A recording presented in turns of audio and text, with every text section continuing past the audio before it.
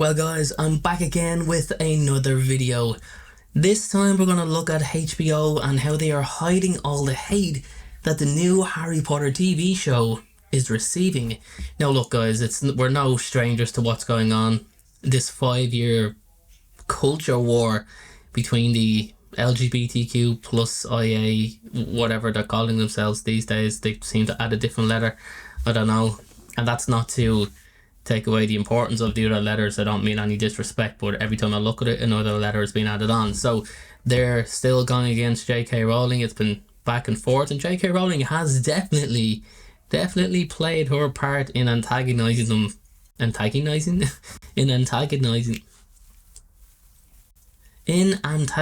them. Oh my god, it took me that long to say antagonizing. Sorry. But anyway, yeah, and you know something guys, it's kind of got me not torn, but you know, at the beginning of this culture war, I kind of believed that J.K. Rowling was standing up for women's rights, and I still believe she is, but now I kind of think that she is pushing the boat just a little bit too much. I mean, it's one thing to state your beliefs, state your defense, and explain why you feel how you feel, but when you're putting up photos and stuff like that, that is purposely, you know, pulling out a negative and downright attacking response from the other side. Yeah, it's kind of getting a little bit too much for me at this point. As you can see, I'm still chipping away at getting some more content out, and as I've mentioned by the title, HBO are really trying to limit the amount of negativity that the Harry Potter TV show is receiving, and it's a lot. It is, guys, it's a lot. Don't get me wrong, there is an overwhelming sense and feeling of positivity. A lot of people are looking forward to the new show. I'm looking forward to the new show. I cannot wait. I'll be the first one tuning in. It will probably be shown at 12 a.m. in Ireland, but doesn't bother me. I will stay up and I will watch that, and I will make a video on it and I will analyze it. But anyway, let's just go back here for a second, okay, and let's analyze everything.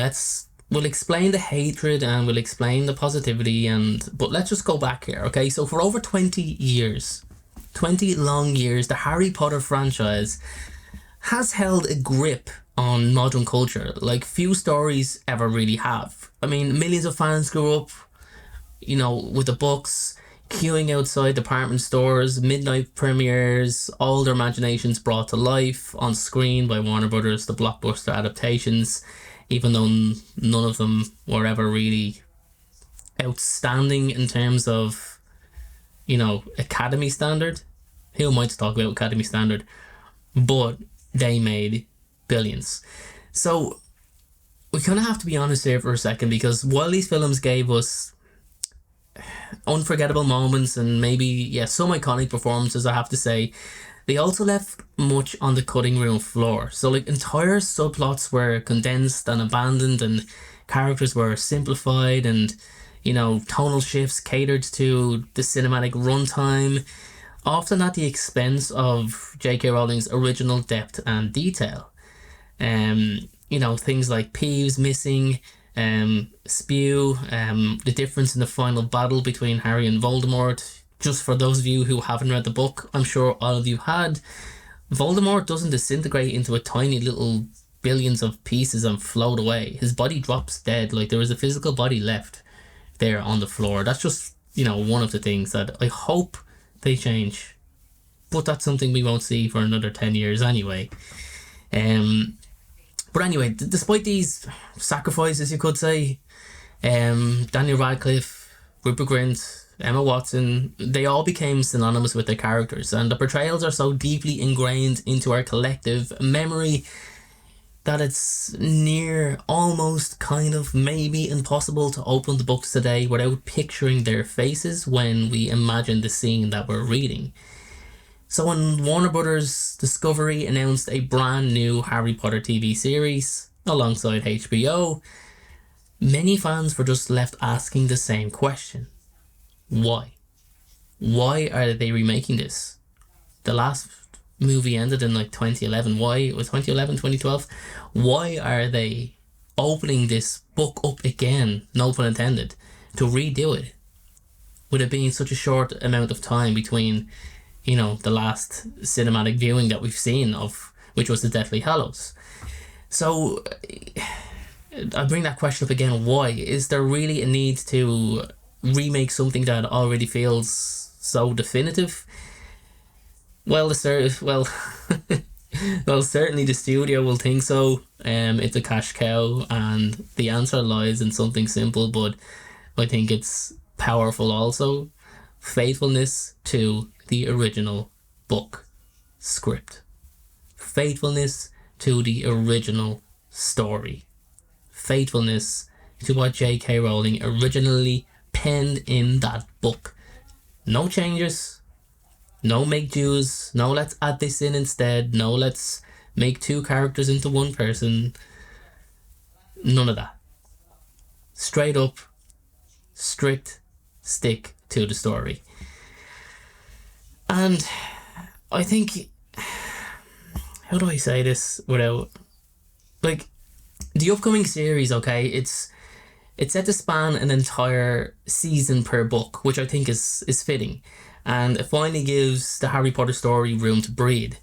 More character development, more world building, more nuance, and for a long time, fans who've always wished their favorite chapters, weren't just glossed over. Now, all this comes into more depth, into more detail. So it is something to get excited about. Like, for a passionate fan like me, it's something that I've wanted to see for a long time. And the thing is, while I'm excited and hundreds and thousands and maybe millions of people are excited, not everybody is excited. Not as excited as me anyway, not as excited as many others. HBO revealed that the actors chosen to portray the Golden Trio, as we all know, were Dominic McLaughlin as Harry, Alistair Stout as Ron, and Arabella Stanton as Hermione Granger. So instead of welcoming these newcomers, the internet's reaction was kind of mixed, to say the least. Yeah, it was mixed. In fact, the streaming platform HBO Max, which is going to be called just Max, they disabled comments under their official Instagram page, the Instagram post. You can't comment. It's all gone. And it's not the first time that they've done that. When they cast for the other roles, I think they disabled comments for Dumbledore, Quirrell, and especially Severus Snape. That was just like knocked off straight away. It was a complete shutdown. As I said, especially with the Snape one, because Papa Essiedu, a black man playing Snape, which is written as a white person. I mean, there's no other way to say it, really. Yeah, there's no other way to say it. But anyway, I've talked so much about that. Let's leave that where it is. But it's kind of like, right, let's leave that where it is. But all these disabled comment sections is where it actually becomes more of a serious conversation. Look, criticism is kind of part of any fandom. I mean, I think everybody is okay with that. But prejudging and attacking actors, that's not really good. I mean, many of them are children. I mean, you're literally attacking 3 children who haven't even stepped foot onto a set yet.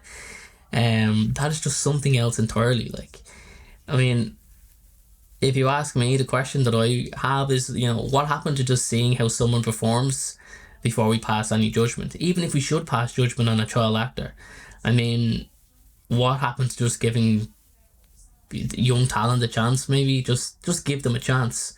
And I think it's important that we don't forget that this is an opportunity to revisit the magic through a different lens. It's like a longer form, more faithful, more layered, less filtered story. So I don't know, no pun intended, maybe if you all just put the wands down and stop hexing the casting announcements and just, let it all unfold, because at the end of the day, the true spirit of Harry Potter isn't really about gatekeeping.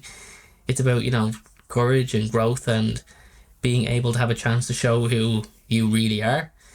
And to be honest, guys, if that doesn't really sound like the story that we're all about to brace ourselves to watch, or we're not prepared to watch, then maybe we should kind of go back to reading the books again, so we can actually rediscover what Harry Potter is all about. Now I know it's difficult for a lot of people to do that because of the actions of the person who wrote Harry Potter has offended so many people. I understand that. She hasn't offended me because I'm not offended. But I understand that her actions have offended other people. So I don't know. I hope it can get to the point where comments don't have to be disabled so we can actually read the excited comments, but it's kind of the standard view. When the negativity outweighs the positivity, you have to shut down the negativity in the quickest way possible to prevent it from spreading, which is disabling the comments.